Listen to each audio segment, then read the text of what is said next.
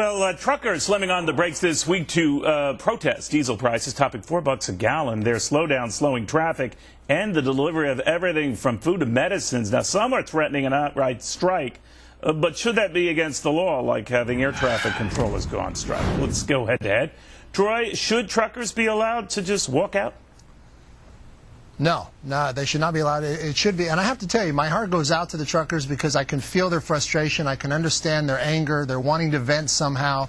But what they're really doing is white-collar terrorism, or in their case, it's blue-collar terrorism. They're actually taking consumers hostage and shutting them down and waiting till they get their demands met. And I got to tell you something. Not allowing my wife and children's food to be delivered is not in any way going to affect the price of fuel. It's understandable that they're frustrated. They're just directing it in the wrong way. You know what they're going to do, though, Charles? I've talked to a number of the truckers recently. I never argue too tough with them when they're here in the studio.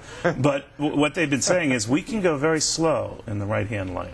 Yeah. All right? In other words, there's this idea of just dragging. What do you make of that? Well, you know, strikes in general have been really stupid and bad ideas. And, you know, it's so interesting because when I was growing up, we used to look for the union label. Like, people wanted to support strikers. These days, you know, we saw a big strike in New York with the Broadway stagehands. It cost thousands of New Yorkers their livelihood right during Christmas. Same thing in Hollywood. I don't know who's running these unions right now, but these type of strikes are stupid and divisive as far as being illegal. Certainly food, medicine, fuel. If they want to, they have to figure out a better way to articulate their message because we're all getting hit by higher fuel, not just them. Yeah, I'm wondering too, Tracy. I mean, when you look at when they are on the right side of the road and all the traffic trying to go around them, those folks are paying the same high fuel prices. But you know what? It's free market capitalism. You want to strike, you strike. You know, it's like saying the electricians can't strike because we won't have any lights. I mean, aren't there certain folks who shouldn't strike because they are vital service?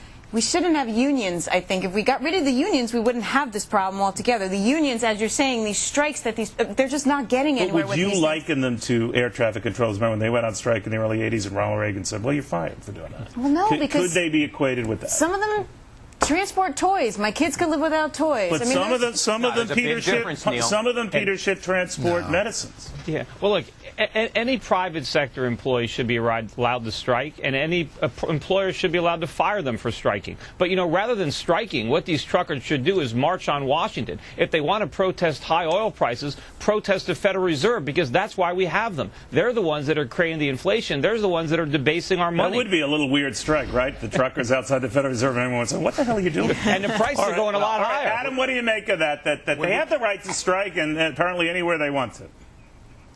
Yeah, and I think Tracy hit the nail on the head. I mean, this is in a free market system. The suppliers of the labor can withhold their labor if they choose to, and they can face the consequences, and we'll all face the consequences. To your question, Neil, I would sort of turn it around on you and say, do you want to federalize the trucking function in the United States? Do you want these people to all be employees of the United States government the way we've agreed, at least up until now, that the air controllers should be? I think your answer would be no, and that would be my answer too. If you want to put them all on the federal payroll, then fine. I'd say we make it illegal for them to strike.